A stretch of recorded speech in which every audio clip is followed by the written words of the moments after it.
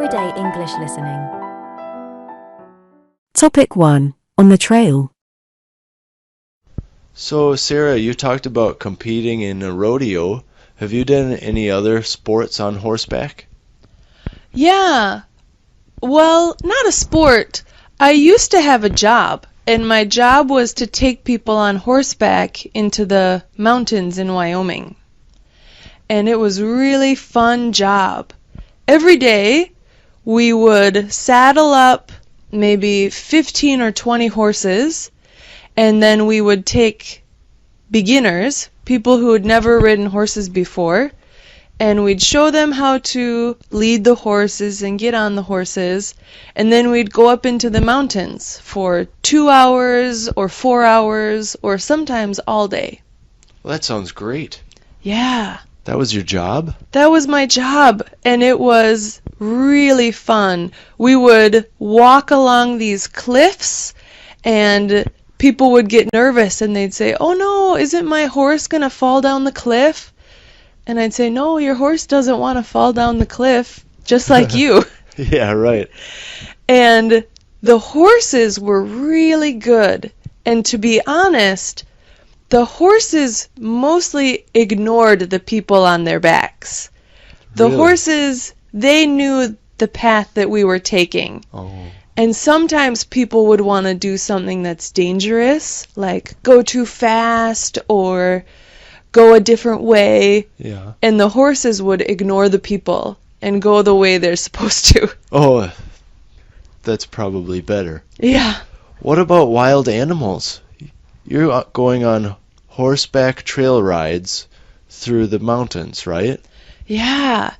And the area we went through was famous for elk. We saw lots of elk. And, you know, where there's elk, there are also the animals that eat elk. So there were mountain lions and bears. Bears. I never saw a bear, but I always told the people I was with, I said, "Don't worry, guys, if you see a bear, you don't have to be faster than the bear. You just have to be faster than the slowest horse." Oh, that's a good one. Yeah. Did the visitors like that joke? They did. They thought it was really funny until I pointed out which horse was the slowest. And then that person got really nervous. Yes, what about mountain lions? Did you see mountain lions? Did you ever see a mountain lion? I never saw a mountain lion, but one time the horses were all acting really nervous and they wouldn't go forward. And I didn't know why they were acting this way. Oh. They refused. And so I ended up turning around and we went off the trail and we had to make a big circle. Really? And then later I found out that there had been a warning that there were mountain lions in the area. And so I think that's why the horses refused to go. Wow, those horses sound pretty smart. Yeah. Sometimes in the morning, when we were the first people on the trail, I would see tracks, like wolf tracks or cougar tracks. But I never saw the real animal. Oh, that's probably lucky. Yeah. Sounds like you had a really fun time at that job.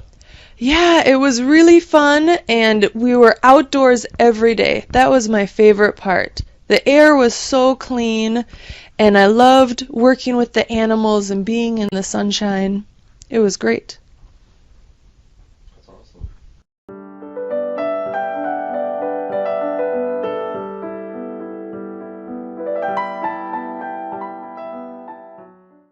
Topic 2. Rodeo rider. So, Sarah, I was wondering, what kind of sports do you like to play?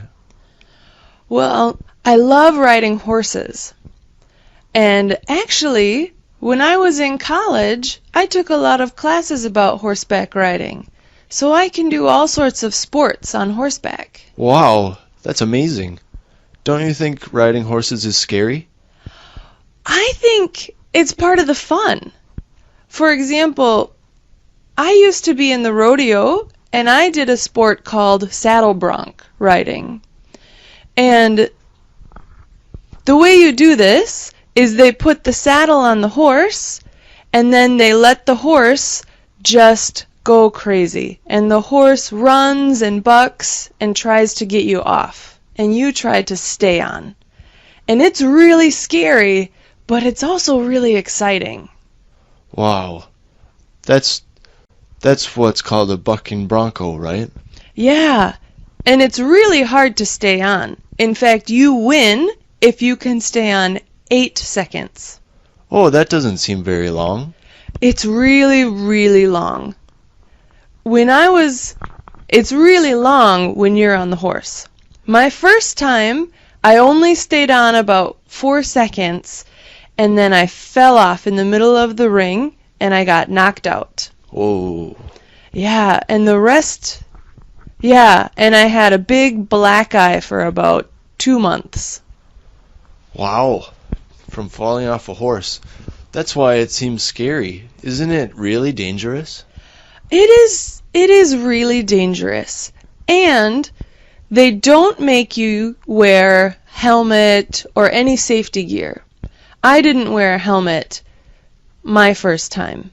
I think it was pretty stupid. So the horse starts in a metal cage, so the horse can't move. And then you sit on top of the horse, on the horse's back in the saddle. And then you say, "I'm ready!" And they open the door. And the horse explodes and just starts jumping and turning and twisting. And the horse did about 3 or 4 jumps, and I fell off. Wow. How many seconds did you make it? 3, probably 3? about 3 seconds. So you'd have to do that more than twice as long to win. I got better at it, but I never could stay on for 8 seconds. Did you try any other rodeo events? Yeah, I tried to do calf roping. What's that? This is a sport where you have your horse, and your horse is trained. It's not the wild horse from before. And there's a calf, and you try to throw your rope so that you catch the calf. And a calf is a baby cow. Wow. And so, what do you have to do if you get your rope around the cow? Then you have to run up to the cow, and you have to tie the cow's legs together. And when you finish tying the cow's legs together, the timer stops. So you want to do it as fast as you can. That sounds really fun. And it doesn't sound as dangerous as the saddle bronc competition. No, it's not as dangerous, but after a while, I started to feel bad for the baby cow. I see. It's just, he's a small little baby, and he's really scared, and he's trying to run away. And I started to feel bad about catching him with the rope and tying him up, so I stopped doing it. I see.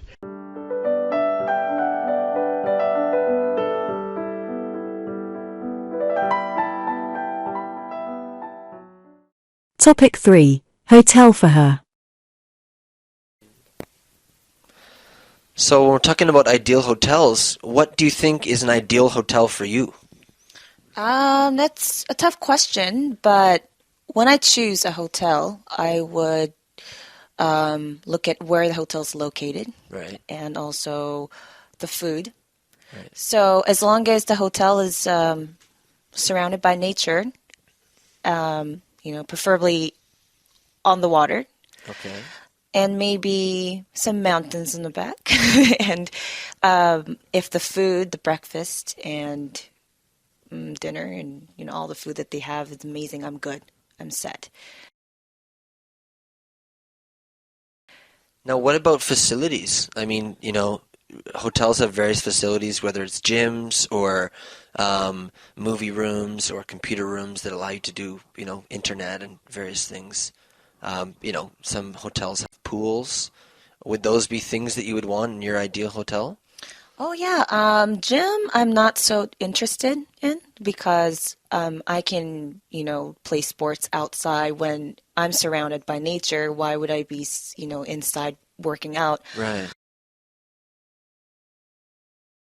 But in terms of the swimming pool, I'm actually interested because when I was looking at pictures, I don't know which country it was, but there's an outdoor pool, like infinity pool, that looked like it was connected to the ocean, and Oh, wow. it was just so beautiful. And before I thought, why would I swim in the swimming pool when I have an ocean in front of me? But if there is an swimming pool like that at the hotel, I'll definitely stay there for a long time. Right. Now, what about spa facilities? Massages and different spa treatments. Is that something that would interest you in your ideal hotel? Oh, yes, for sure. I am so into massages, and yeah, I would definitely want massage room and spas in the hotel. That would be perfect. Oh, okay. And there are some really expensive hotels that offer the service of a personal butler. Do you think that would be necessary for you in your ideal hotel, or would that be one amenity that you could do without? I think it depends, but I don't really. When I'm staying at the hotel, I would usually, want to be alone and want to enjoy my time with my family or my husband or myself, that I actually don't want anyone following me everywhere I go. So, to a lot of people might be, that's a good idea. It's a nice treat to have, but I am personally not up for that. Okay, well, sounds like a pretty nice hotel you've just Mm-hmm. described.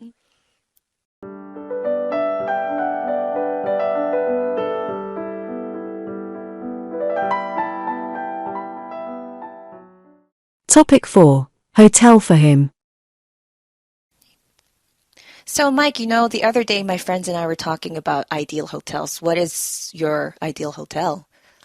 Well, there are many hotels that would appeal to me, but I'd say my ideal hotel would, number one, have to have a gorgeous view from the room. And if we're talking about idealistic, I would choose a hotel that is suspended over the water, just off the beach. And my ideal hotel would be not a hotel where the rooms are all connected, but rather rooms being separate villas or bungalows, and those villas to be situated just above the water. So when you wake up in the morning, you're literally above the water already. You're already on the beach.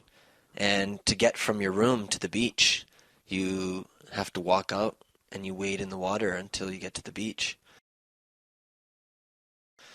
So a place like that, definitely my ideal hotel would, something like that. My ideal hotel would have to be situated in nature, and I would really love it to have a location that would provide me with opportunities to do a lot of cool activities, perhaps adventure stuff in nature, dealing with animals, that type of thing, being able to see the local color of the area. So that would probably be my ideal hotel. One other point I'd like to make is that the hotel would have to have unbelievable food. And I think a hotel with good food, and not just good food, but a lot of options for food. So when you wake up in the morning and you go for a breakfast buffet, you have a choice of virtually any different type of food that there is. A lot of good hotels are limited to what kind of food they offer, even if the food is high quality. So that would be another aspect for me that would be quite important for my ideal hotel. Yeah, sounds like a nice hotel that you just described. Yeah, absolutely.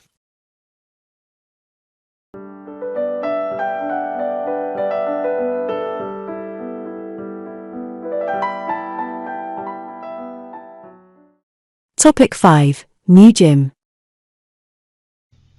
Hey Todd, I'm going and looking for a gym actually. I hear you've joined a gym. Which one? Yeah, actually, there's a real nice gym downtown that just opened about maybe a month ago, 2 months ago. It's really nice. Okay.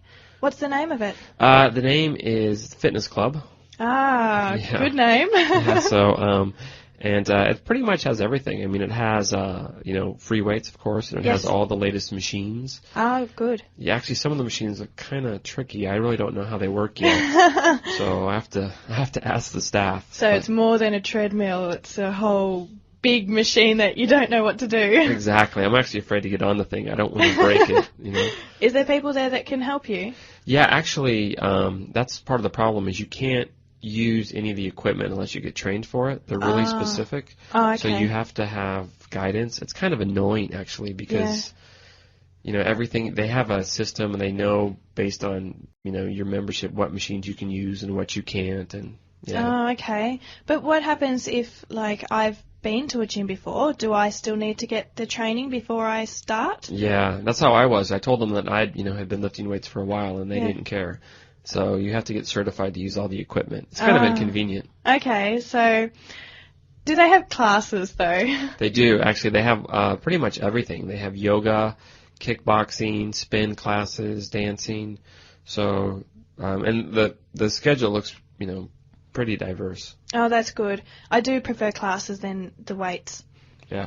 Only one thing that's bad about the classes, though, is that because it's new and it's a new gym, there's lots of people, and it looks like it's pretty crowded in there. I think you have to reserve what classes you're going to join. Oh, really? Yeah, isn't that terrible? Oh, geez. I'm usually just like to walk in. Right. I know. When you feel like going to the gym, you go. Right.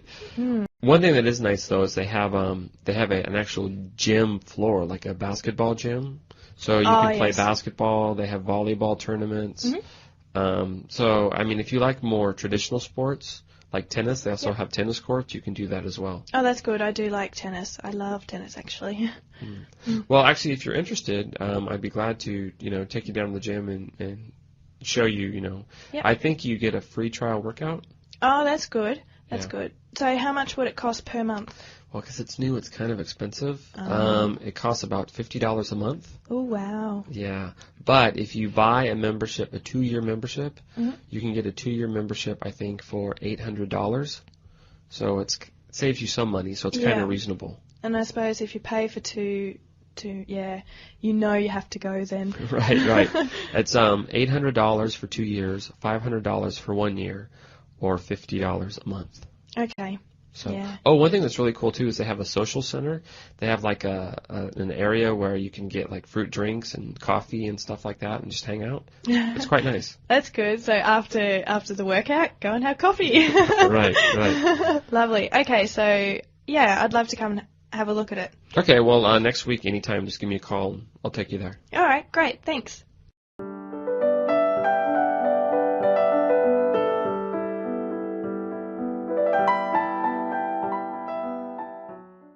Topic 6. DJ host.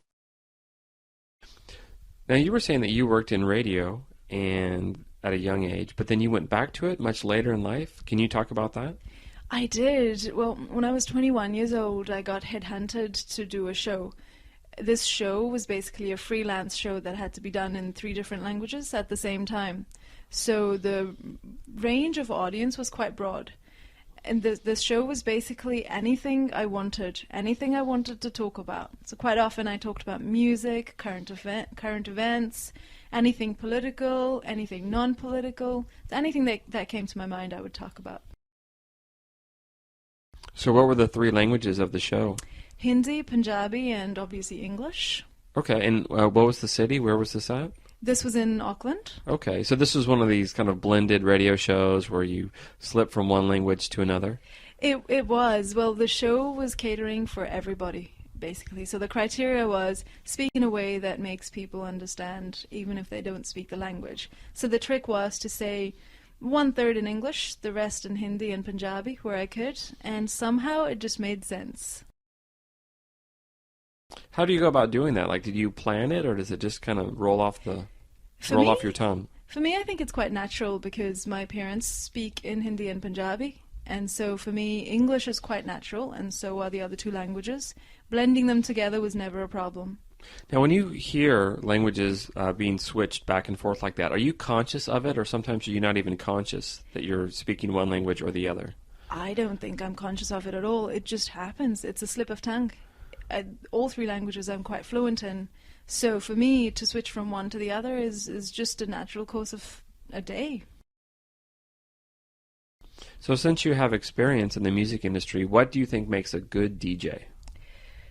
A good DJ is one that's neutral when they need to be, and one who can switch sides very quickly and make things controversial from being neutral. What I mean by that is if you have an interesting topic and a caller calls you up and is very positive about it, a good DJ would be able to flip it over very quickly and say something that would make it controversial. Now, do you think there's a certain balance, like how much you should talk and how much music should be played? And there is absolutely a balance.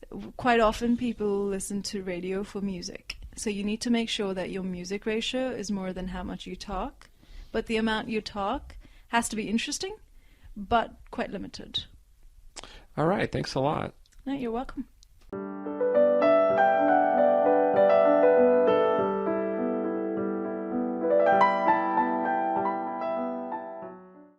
Topic 7.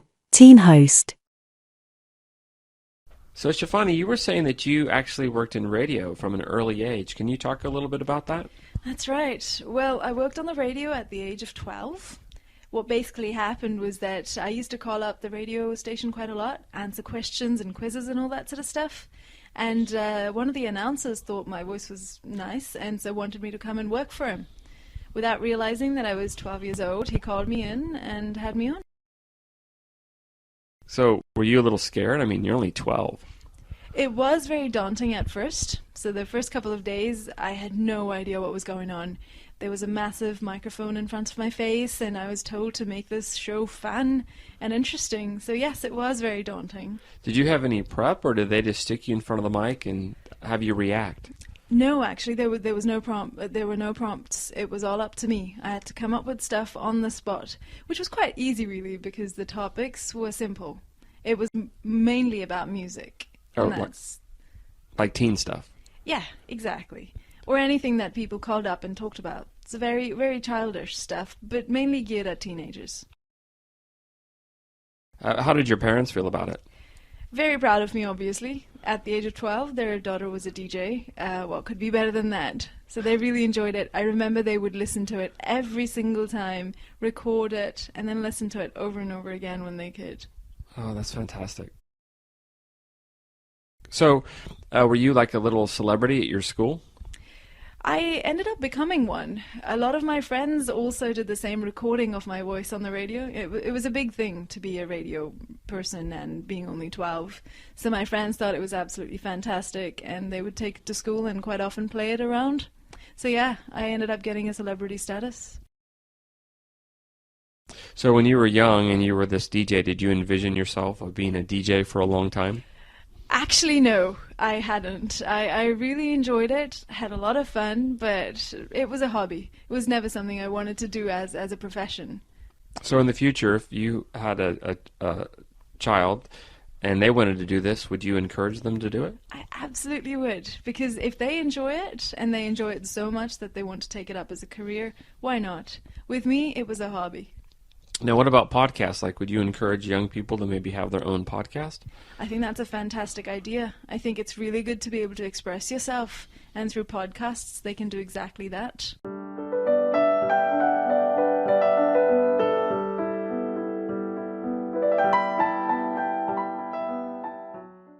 Topic 8. His dreams. Hey, Warren. Hey, how's it going? Good. I thought today we could talk about childhood dreams. When you were 10 years old, what did you want to be when you grew up? Right. Well, actually, it's a little embarrassing. I wanted to be a truck driver. I thought it'd be really neat because you can just travel around everywhere and see different places all the time, and you're always on the move. But, you know, I didn't become a truck driver. No, you didn't become a truck driver. Why is that? When did your dream change? Well, probably when I was around 15, I thought it would be a lot cooler to be a rock star. Rock star? Yeah, rock star. I really liked electric guitar at the time, and a lot of my friends were into music as well. So I didn't actually start a band, but I played with a lot of different people, and sometimes I would play with some bands, but I never really stuck to it. But I did keep playing guitar, and I ended up getting pretty good. What kind of rock star did you want to be? Did you want to be like a heavy metal rock star or a grunge rock star? Well, I guess versatile would be the word. I like playing a lot of heavy stuff, and maybe some folk music as well. So kind of eclectic. So maybe a hippie rock star? Yeah, maybe a hippie. So then when you were 20, did you still want to be a rock star? No, I didn't, but I still played guitar then. I actually wanted to be a classical guitarist by then. Okay. What is classical guitar? Well, it's funny you say that because it's not just classical music. Classical guitar is for one thing, it's a type of guitar. It has nylon strings, not the steel strings like you see on a folk guitar. Okay. And there's different styles you can play on it, like Spanish music or flamenco, South American music, some classical music like Beethoven and things like that, or Baroque music like Does it Bach. have a singer with it? Or sometimes there are singers. Usually it's solo, but you can play some chamber music with other instruments as well. And I played some pieces with vocalists, but it wouldn't be pop music. And so now you're older. Did your dream come true? Did you become a classical guitarist? I did, but I actually decided to change my dream after I became a classical guitarist. So what's your dream now? Well, my dream now is to become a university professor. Oh, and are you making steps to achieve that dream? I am actually. I'm working at a university now, not as a professor, as a part-time lecturer, but I'm taking some courses and studying hard and hoping that my future will allow me to become a professor. Okay. Well, unless you change your dream again, I bet you'll achieve your dream more. So good luck. Oh, great. Thank you.